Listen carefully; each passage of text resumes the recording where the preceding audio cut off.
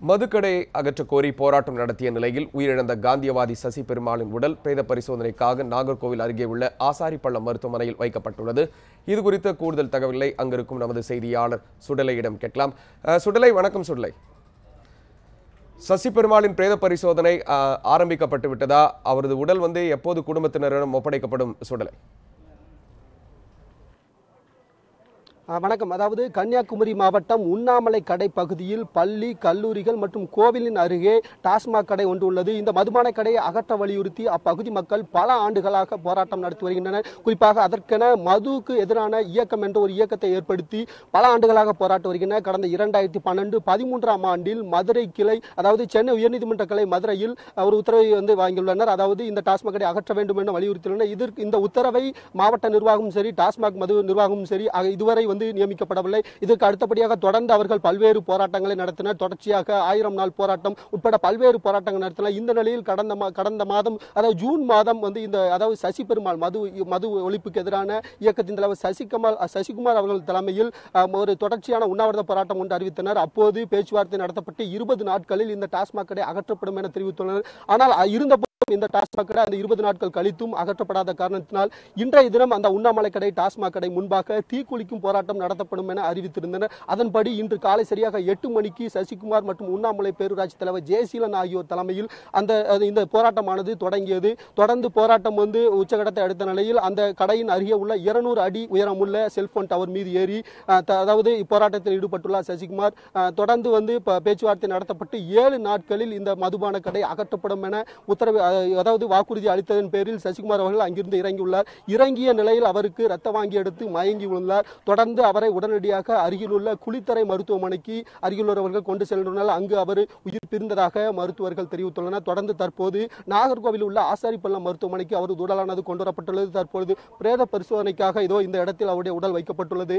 இங்கு பிரேத பரிசோதனை செய்யப்பட்டு தொடர்ந்து அவருடைய சொந்த ஊரான அதாவது சேலத்திற்கு கொண்டு செல்லப்படும் என எதிர்பார்க்கப்படுகிறது. தற்பொழுது இந்த நிலையில் அதாவது மதிமுகவின் பொதுச்செயலாளர் வைகோ அவர்கள் சசிகுமார் உடலுக்கு தற்பொழுது பார்வையிட்டு அஞ்சலி செலுத்தினார்.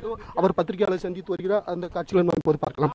நம்முடைய குழந்தைகள், நம்முடைய பிள்ளைகள், நம் பெண்கள் அவர்களினுடைய கண்ணீருக்கும் சமூக சீரழிவுக்கும் இது காரணமாக இருக்கின்றதை தடுக்க போராடி நேற்றைக்கு வந்திருந்தார் ராமேஸ்வரத்துக்கு. மாமனிதர் அப்துல் கலாம் அவர்களினுடைய நல்லடக்க நிகழ்ச்சிக்கு வந்திருந்தார். அங்கு வந்தவர் இந்த உண்ணாமலை கடையில் ஏற்கனவே அங்குள்ள மக்கள் கிறிஸ்தவ தேவாலயங்களுக்கு அருகிலும் பள்ளிக்கூடத்துக்கு அருகிலும் இருக்கக்கூடிய டாஸ்மாக் மதுக்கடை அகற்ற வேண்டும் என்று கடந்த 1.5 ஆண்டு காலமாக போராடி கொண்டிருக்கிறார்கள்.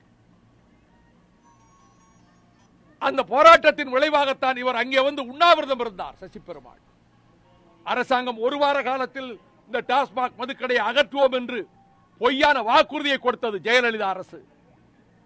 அகற்றவில்லை. இனி உயிரை தியாகம் செய்தாவது இந்த உண்ணாமலை கடை ஒரு மதக்கடையை அகற்றுவதற்காக அல்ல, தமிழ்நாட்டில் உள்ள அனைத்து மதுக்கடைகளையும் அகற்றுவதற்கு தன் உயிரை கொடுப்போம் என்று முடிவெடுத்துத்தான் ஏறத்தாழ 150 அடி 200 அடி உயரமுள்ள இந்த அலைபேசி கோபுரத்திலே இந்த தள்ளாத வயதிலே அவர் ஏறி இருக்கிறார். இளைஞர்கள் கூட அந்த இடத்துக்கு செல்ல முடியாது. அவர் மனதில் இருந்த வைராகியமும் உறுதிதான் அந்த இடத்துக்கு கொண்டு சேர்த்திருக்கிறது. விடியற்காலை 7 மணியிலிருந்து 5 மணி நேரம் ஒரு மரணத்தோடு தான் அவர் போராடி கொண்டிருந்திருக்கிறார். கையிலே நான் தீப்பந்தம் வைத்திருக்கிறேன், கொளித்துக் கொள்வேன் இருந்திருக்கிறார். இந்த அரசாங்கத்துக்கு அக்கறை வேண்டாமா?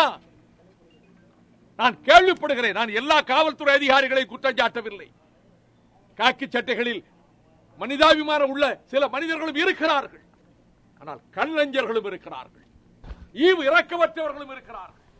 அவர்கள் கேலியும் பரிகாசமும் செய்திருக்கிறார்கள். எங்களை கேட்டுக்கொண்டா இவர் மேலே ஏறினார். இன்னைக்கு பிராந்தி கடை அடைக்க சொல்வாரு, நாளைக்கு கலெக்டர் ஆபீஸ் அடைக்க சொல்வார் என்று பேசினார்களாமே ஒரு சிலர். இவர் உயிரை காப்பாற்ற வேண்டும் என்ற எண்ணம் இருந்திருந்தால் கடையை மூடிவிட்டோம், மூடிவிட்டோம் என்று சொல்லி இருக்க வேண்டும். அந்த உயிர் அவ்வளவு இழப்பமாக போய்விட்டது. வெறும் சசி பெருமாள் தானே. கடைசியில் உடம்பெங்கும் ரத்தம் இருக்கிறதே, இது சாவா படுகொலையா?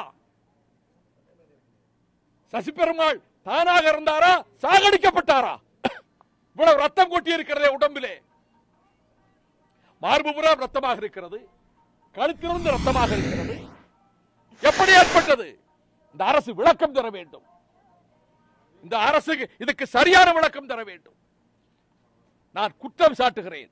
சசி பெருமாளை சாகடித்தது ஜெயலலிதா அரசு என்று நான் குற்றம் சாட்டுகிறேன். சசி பெருமாள் அவர்களின் மரணத்துக்கு அதிமுக அரசு பொறுப்பு என்று நான் குற்றம் சாட்டுகிறேன். இந்த உயிர் எப்படி மாணவர்கள் மத்தியில் நான் பேசுகிற போது உயிர் போக வேண்டும் என்று மாமனிதர் அப்துல் கலாம் உயிர் மாணவர்களிடம் பேசுகிற போது போயிற்று.